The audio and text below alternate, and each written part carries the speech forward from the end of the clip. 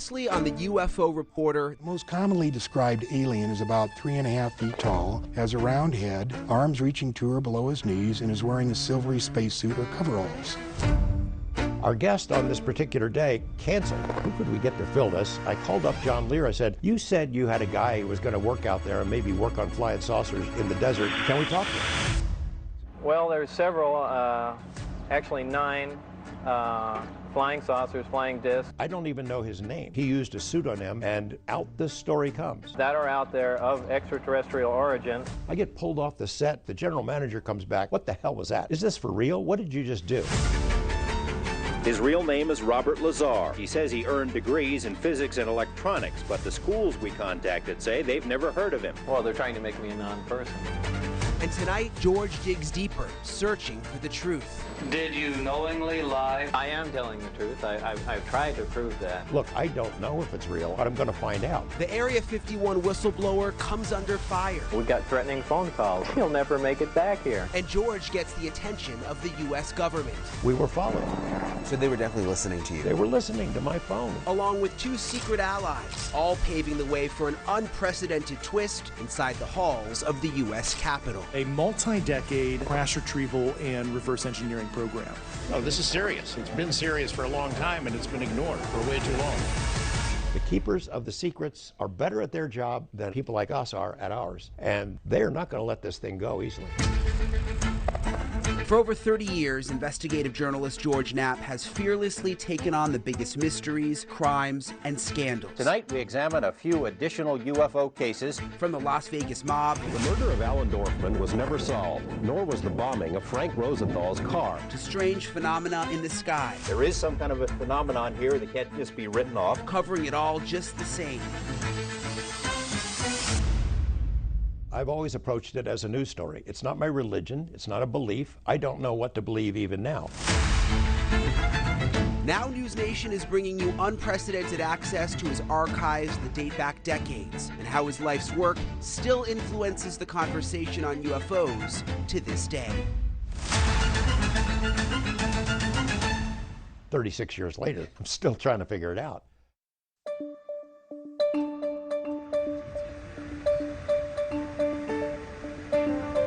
I was so cocky in the beginning. Well, this field is a mess. This is just, 95% of this stuff is nonsense, and it's explainable, it's prosaic. And I figured, well, look, what this topic needs is a good reporter. I'll have this all whipped into shape in 6 months.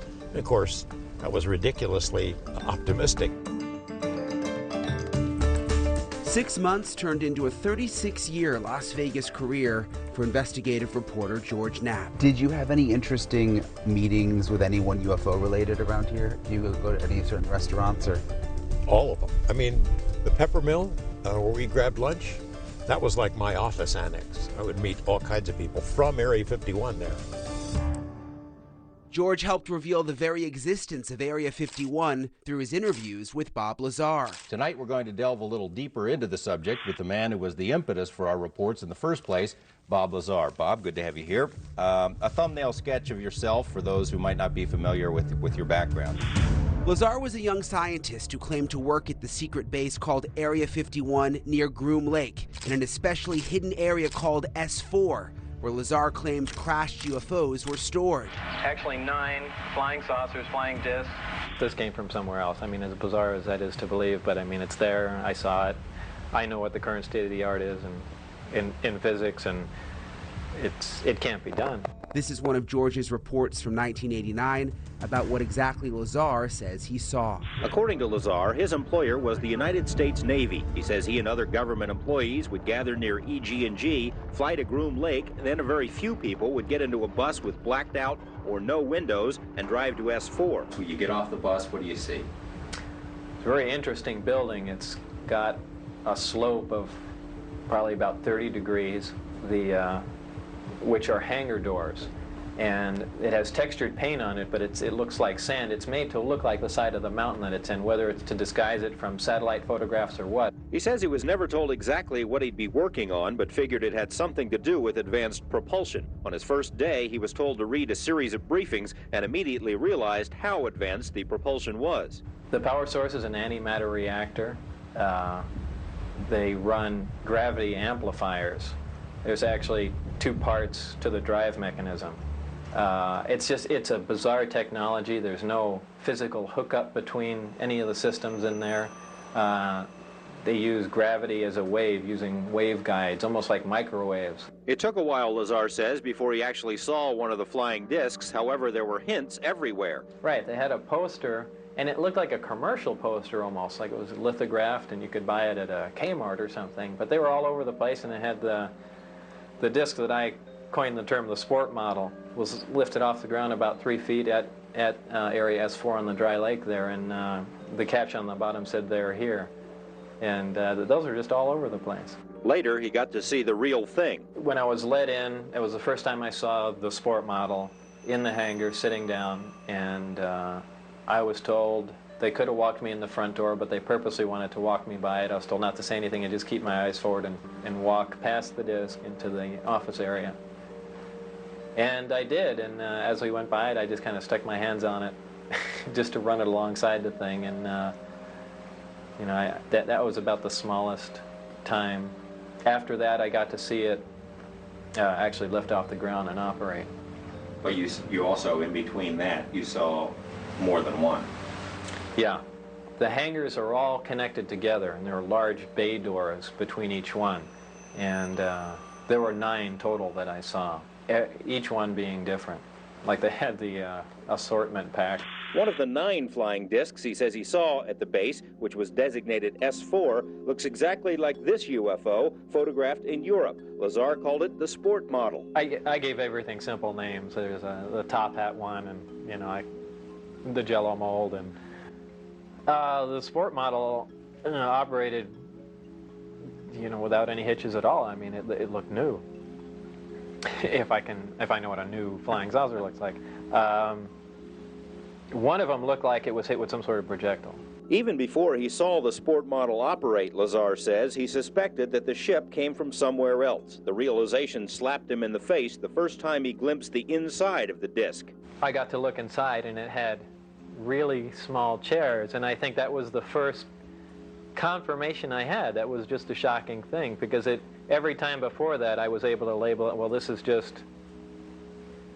a little advance that a group of scientists had formed, and you know, they're keeping it secret, and yeah, we could have built a big disc like that, that's no problem, and you know, we could have adapted these to make it fly, but why does it have little furniture inside, essentially little seats, and things began to click together just all too fast. A few of the discs had been completely dismantled to find out how they worked, Lazar says, but others were fully operational. The bottom of it glowed blue and began to hiss like high voltage does on a round sphere. It's my impression that the reason that they're round and have no sharp edges is to contain the high voltage. Like if you've seen on high voltage systems, insulators, things are round, or else you get a corona discharge. In either case, it began to hiss as in high voltage, and it lifted off the ground quietly, except with that little hiss in the background, and then that stopped as soon as it reached about 20, 30 feet. Lazar's interview with George got attention far beyond Las Vegas. 早速この番組のプロデューサージョージ・ナップ氏に会見した。 Suddenly people around the world were paying attention to it. There was something called Paranet that was transcribing every piece as it aired, and then they'd send it all over the world via this fledgling technology called the internet. There were people dubbing it off and then showing it in movie theaters and charging admission to it. We got inquiries from all over the world, other media everywhere. When that Lazar part of the story broke in episode 5, 6, and 7, man, it went to a different level. Lazar was credible enough for the Nippon TV network. Nippon devoted 2 hours of prime time to a special on Lazar and UFOs in March. Lazar was invited to go to Japan to interview with reporters there, but along with all the attention came disturbing threats. The day we were supposed to go, had tickets in hand, even went down and bought yen down at the currency exchange. You know, we got threatening phone calls. I mean, that basically said, you'll never make it back here. So we really sat down and just thought, how important really is the interview, and we didn't go. Lazar told George that security was tight and that fear and intimidation was used as a brainwashing tool. It did everything but physically hurt me. Put a gun to your head? Yeah. And said what?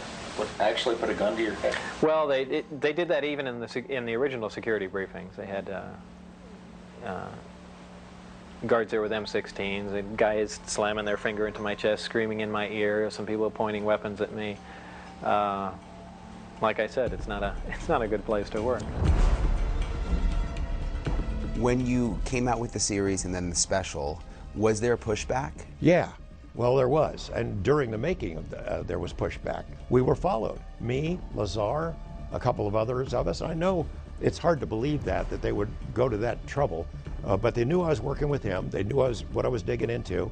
They would go to his house when he wasn't there, open up the doors and windows, write stuff on his blackboard, move things around, just to mess with his head. He went to the gym one time with a friend of his. He was really getting kind of panicky about the whole thing.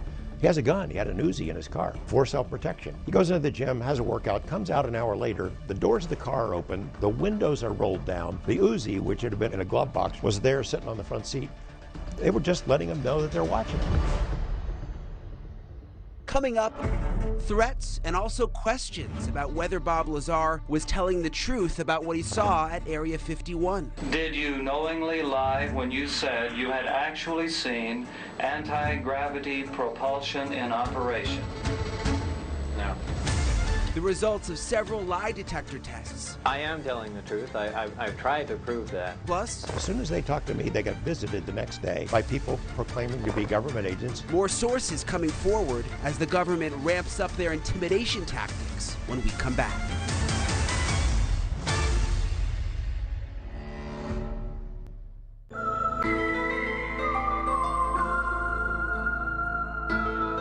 They had guards there with M16s, and guys slamming their finger into my chest, screaming in my ear, some people pointing weapons at me. Like I said, it's not a good place to work. It was one of the standout scoops for famed UFO reporter George Knapp. His interviews with Bob Lazar, a young scientist who claimed to have worked at Area 51. But was Bob Lazar telling the truth? George put him to the test in a series of reports. Lazar agreed to undergo a polygraph exam as part of this report. Polygrapher Ron Slay asked about the technology Lazar had seen. Did you knowingly lie when you said you had actually seen anti-gravity propulsion in operation? No. The results of this exam were inconclusive. Lazar appeared to be truthful on one test, deceitful on a second. Slay recommended that a second examiner be brought in. Polygrapher Terry Tavernetti runs a corporate security operation and is a former Los Angeles police officer. He put Lazar through 4 tests and concluded there was no attempt to deceive. And I left there thinking that I feel we do have some credibility to what the subject had to say. And that's when I went to some of my colleagues. Tavernetti sent the test results to a third polygrapher who agreed the results appeared truthful. The charts were then sent to a 4th examiner who did not agree, suggesting Lazar might be relating information he'd learned from someone else. The polygraphers conferred and decided they would not issue a final statement on truthfulness until more specific testing can be conducted, and that's where it stands. Tavernetti believes that difficulty in determining Lazar's truthfulness stems from the fear that was drilled into him. I think we're talking about a subject here that is so far-reaching, and it is so emotional. And when you're dealing with emotions, this is polygraph, because we're dealing, in polygraph, you're looking at fear. The fear of getting caught telling a lie because something bad will happen to you if you do. Well, I am telling the truth. I've tried to prove that. What's going on up there could be the most important event in history. You're talking about contact, physical contact and proof from another system, another planet, another intelligence. That's got to be the biggest event in history, period. And it's real. And it's real and it's there.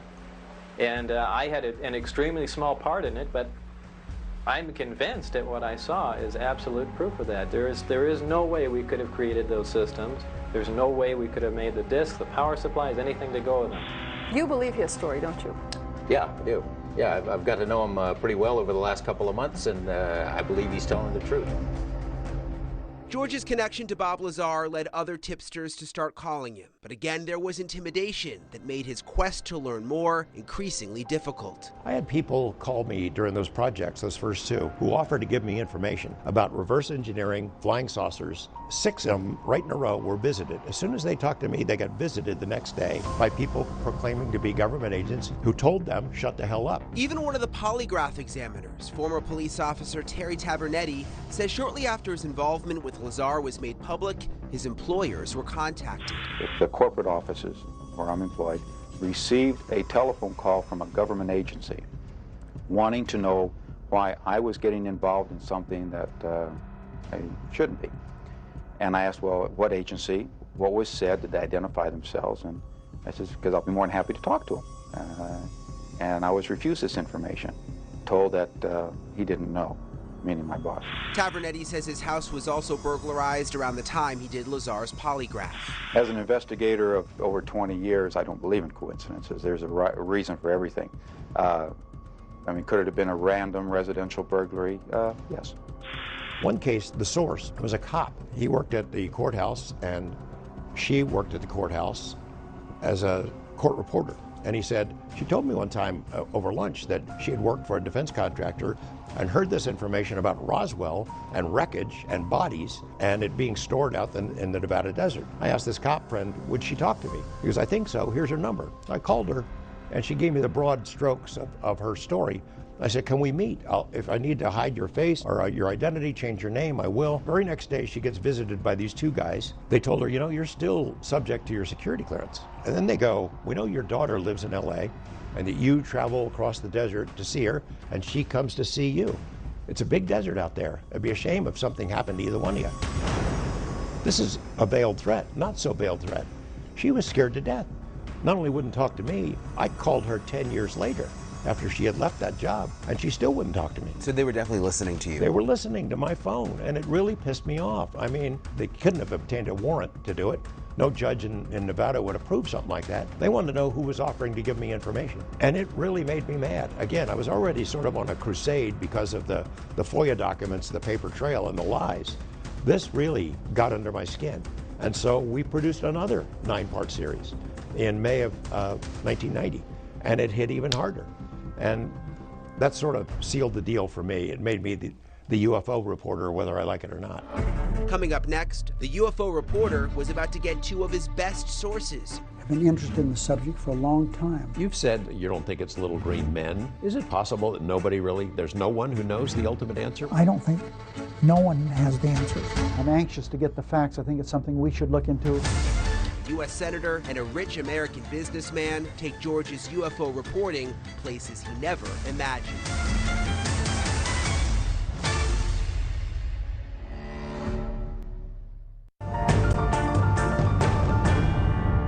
It was George Knapp's bombshell 1989 interview with young scientist Bob Lazar that opened the door to new UFO sources. 2 really important things that happened in association with that project.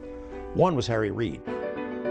Nevada Senator Harry Reid saw George's UFO series and was interested. You know, George, I'll have to look at this. I have heard about this exact story.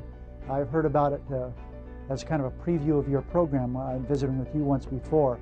I'm anxious to get the facts. I think it's something we should look into. He says, yeah, well, I'm going back to Washington. My car will pick you up. You can talk to me on the way to the airport. And so I spilled the beans to him, what I'd learned so far. He didn't kick me out of his car. He was interested. He said at the end, well, look, keep me in the loop, and I'll do the same for you. And that friendship that sort of started there, the secret conversation, started that day. It lasted for the rest of his life and had a major effect on my life.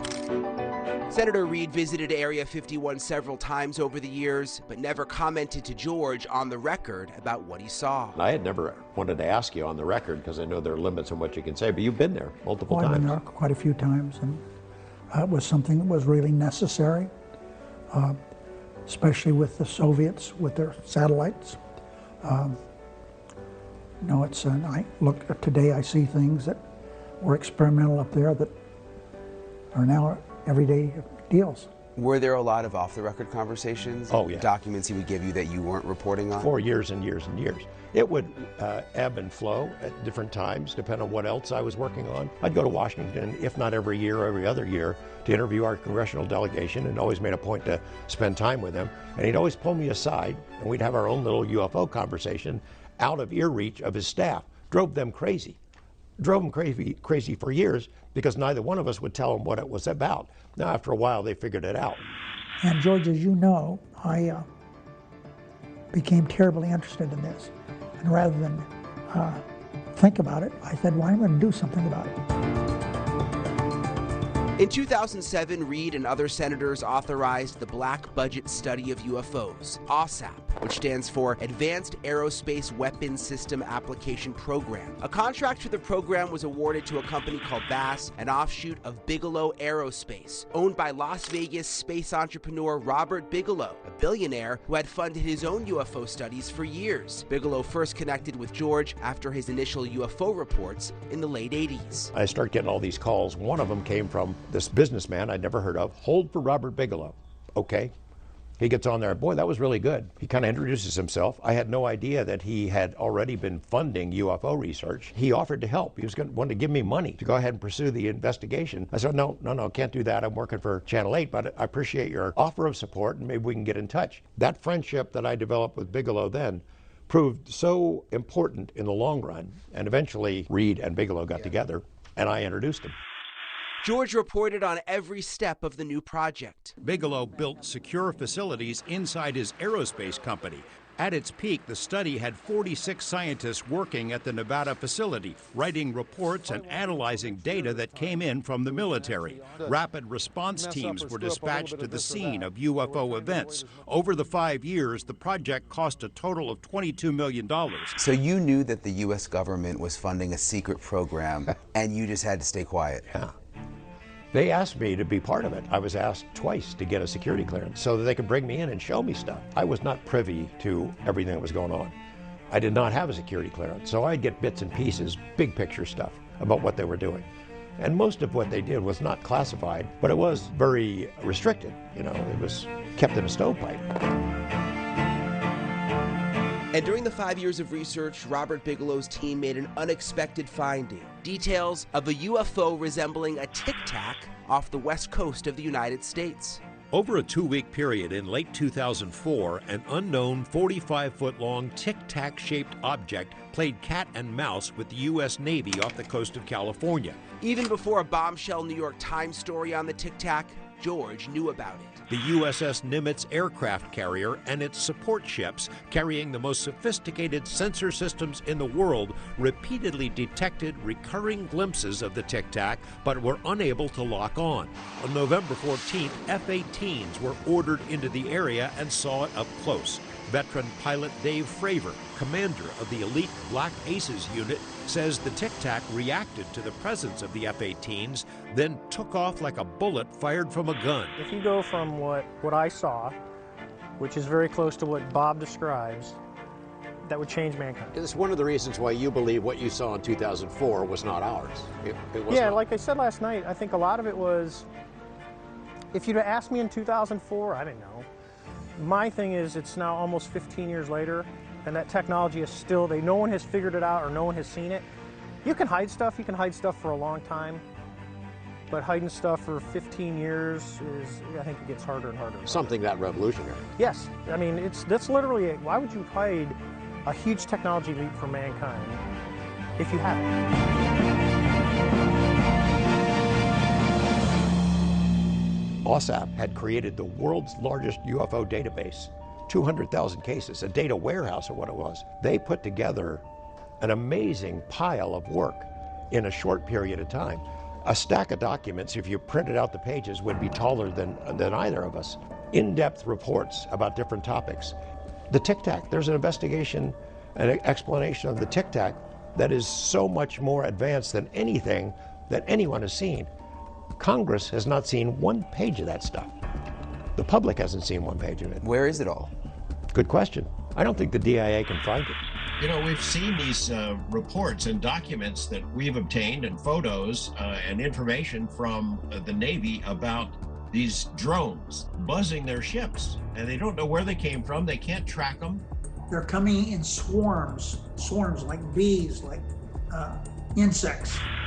I don't know if it's scarier that it's an unknown or if it's scarier that our adversaries have made great strides in technology.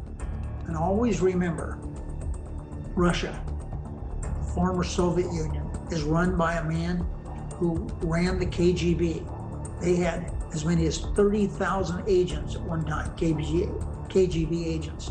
So Russia's involved in this, no question about it. Coming up, George travels 6,000 miles from Vegas to Moscow. There was a period of 78 to 88 where the Russians had these dramatic UFO incidents. And wait until you hear what he came back with. Plus, never before heard parts of our exclusive interview with UFO whistleblower David Grush.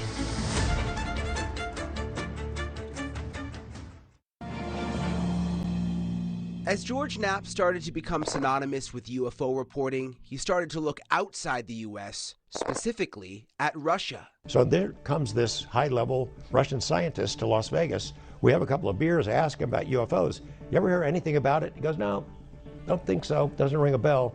We have one more beer. He goes, you know, now that you mention it, there's a friend of mine at KGB who said he had worked on a report about UFOs and some documents. I could ask him about it. I said, you think there's anybody else who might know in the Ministry of Defense?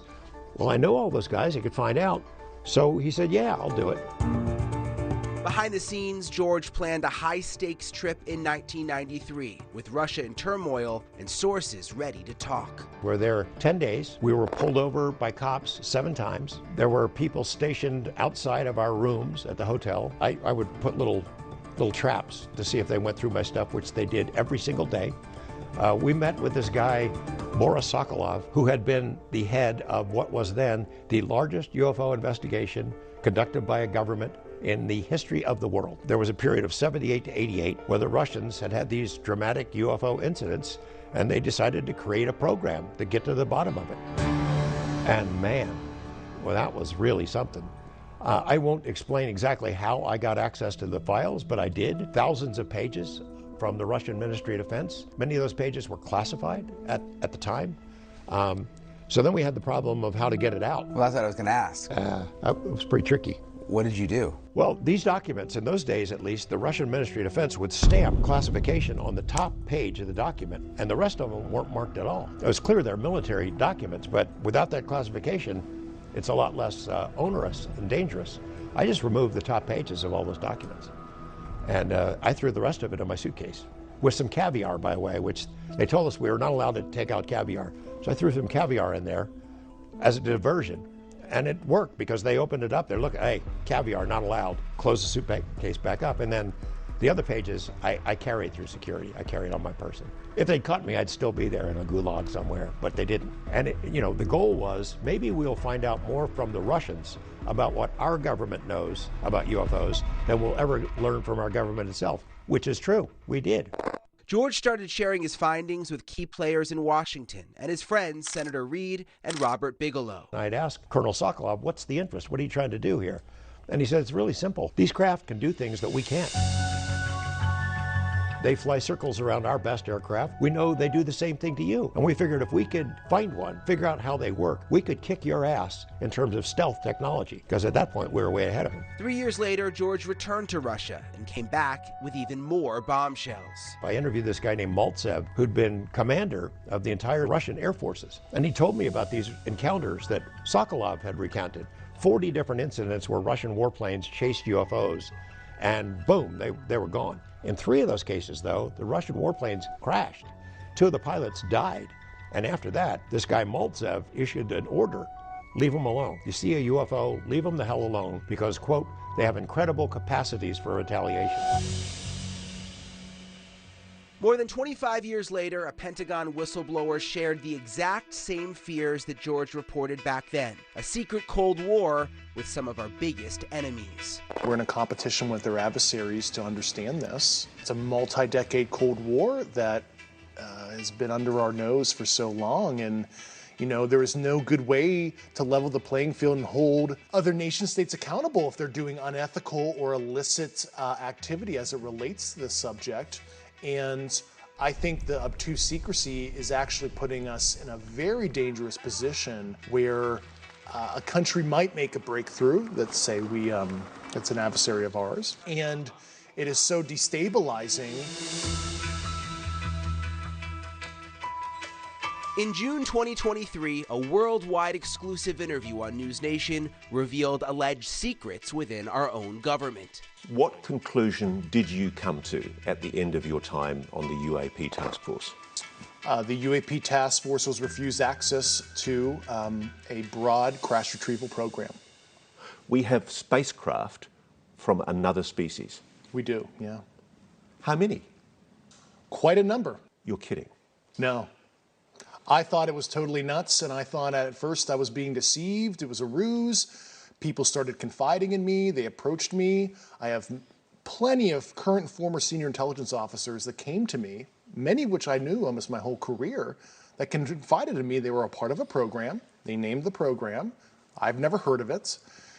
And they told me, based on their oral testimony, and they provided me documents and other proof, that there was, in fact, a program that the UAP task force was not read into. I've been told that there have been attempts to bring down craft. There have been instances, and there are certain techniques. Have human beings been hurt or killed by a non-human intelligence? While I can't get into the specifics, because that would reveal certain U.S. classified operations, I was briefed by a few individuals on the program that there were malevolent events like that. Including this never-before-seen moment where Grush describes the roadblocks he says he faced when trying to pry for answers. You're telling us we're being lied to. Yeah, it's an obvious intelligence community disrespect to the legislative branch, and I tried to gain access in my official capacity, and I had one agency say, "Oh yes, we have what you're looking for. We'll reach in." And then 2 months went by. They wouldn't return phone calls. They wouldn't return inquiries by the UAP task force director, my colleagues with the same kind of statutory authority to investigate this. And in one case, they tried to kill all my security clearances from that particular agency as almost like a show of force. Like, please don't ask again, Dave. And I thought that was extremely unprofessional. And yet you were legally entitled to seek this information. I stated my official capacity to look into this. This wasn't me trying to get access to a program I wasn't supposed to or anything like that. This was in my official capacity. Grush's story, first shared publicly in June, was actually known to George well before then.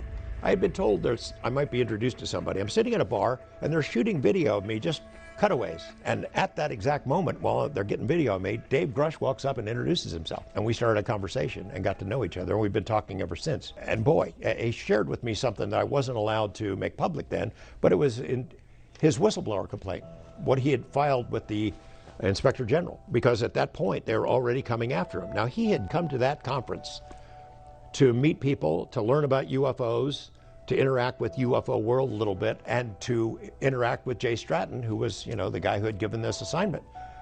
He didn't come alone, though. Grush came with his boss and his boss's boss. They also went to this thing. They knew what he was up to. They knew what he had found. They haven't come forward, which is interesting that nobody's asked them questions about what he was doing or whether it was legitimate. But they were there because they knew what he'd found and they wanted to support him. We've heard these stories for years, that there's reverse engineering, crash saucers, UFO secrets stashed in there, hidden by the use of hundreds of millions of dollars of national security dollars that are unaccounted for, that Congress has no idea what it's being spent on. Go find it. And he did. He had the clearances to go into those special access programs, interview the people, put them under oath, get their testimony, collected it all, and sent it up the stairs, up the chain of command. And once it became clear what he was doing, what he was going after, he was messing with the fundamental forces of nature. These are powerful interests that have this stuff. The keepers of the secrets are real, and they're not going to give it up, so they came after him.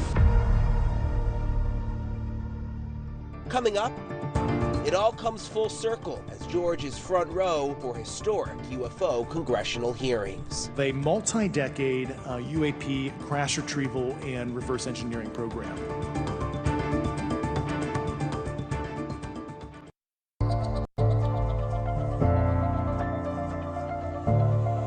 David Grush's claims on News Nation sparked an unprecedented move in Washington.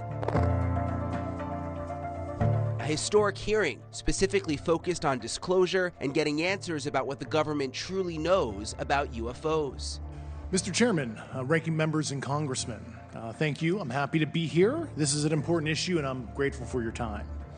My name is David Charles Grush. I was an intelligence officer for 14 years. I was informed in the course of my official duties of a multi-decade UAP crash retrieval and reverse engineering program. And seated right behind the three key witnesses was none other than George Knapp. So how did you end up in the front row right there of the hearings? Well, these members of Congress haven't been at it that long. They knew they needed help. They wanted to set up a hearing. Do you have any personal knowledge of people who have been harmed or injured in efforts to cover up or conceal these extraterrestrial technology? Yes. Personally.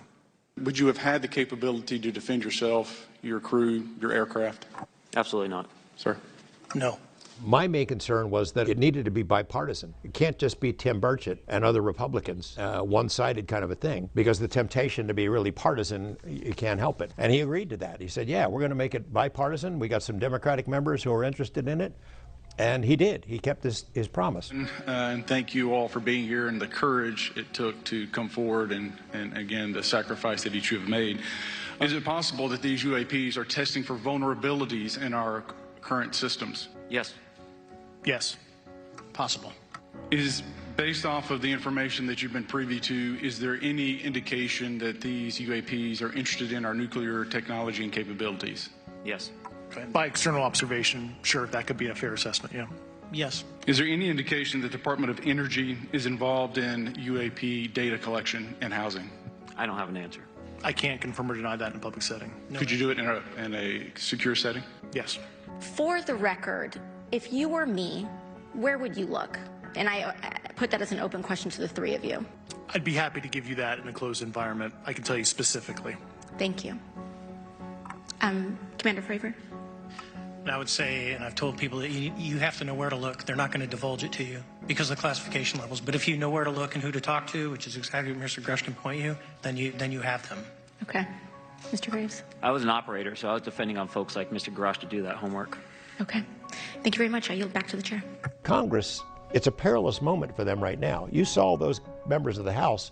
They were very passionate at that hearing.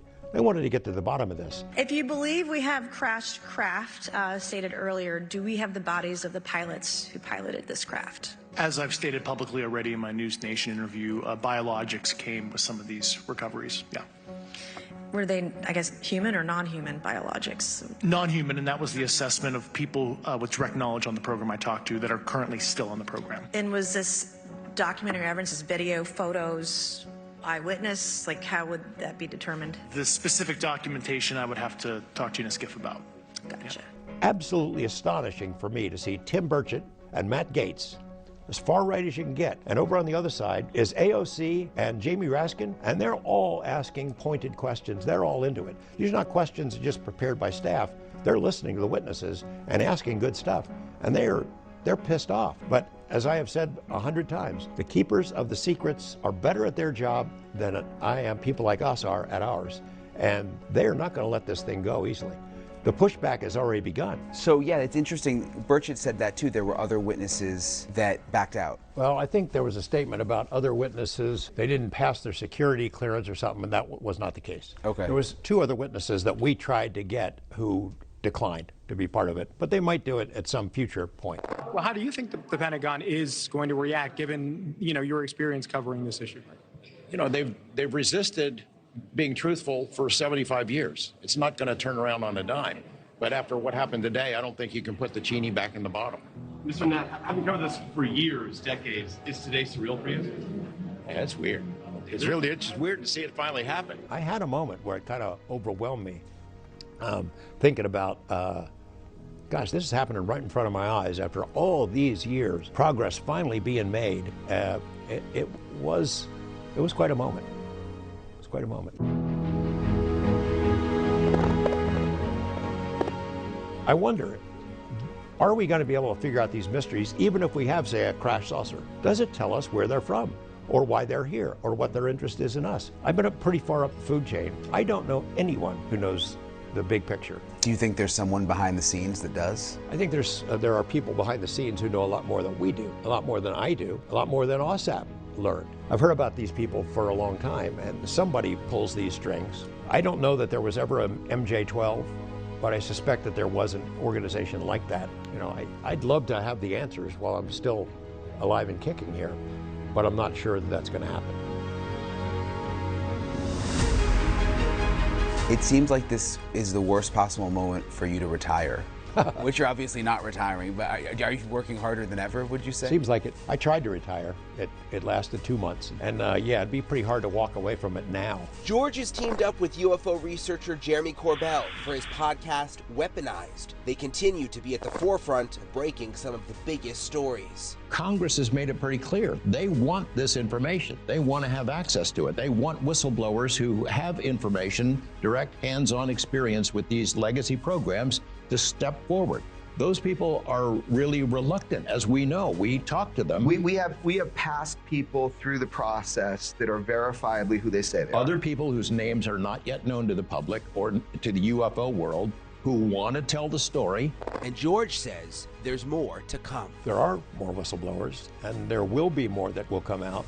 We know some of them. There are some big shoes still to drop. Do you think it sunk in for you how pivotal you were in all of that? I lucked into it a lot, and I'll take credit where, you know, I'll take credit if somebody wants to give me some of it here and there. But moving here in the first place, getting to know Lazar and Lear and all that, to where it led. You may not find out in a month, a year, 5 years, or 10 years, but you'll look back at what I'm telling you now, and you'll say to yourself, my gosh, the son of a gun was right. You got to work it. You know, like a reporter does. Yeah. You got to, if it becomes your beat, you work it. I think what we can say about this is there is a body of information.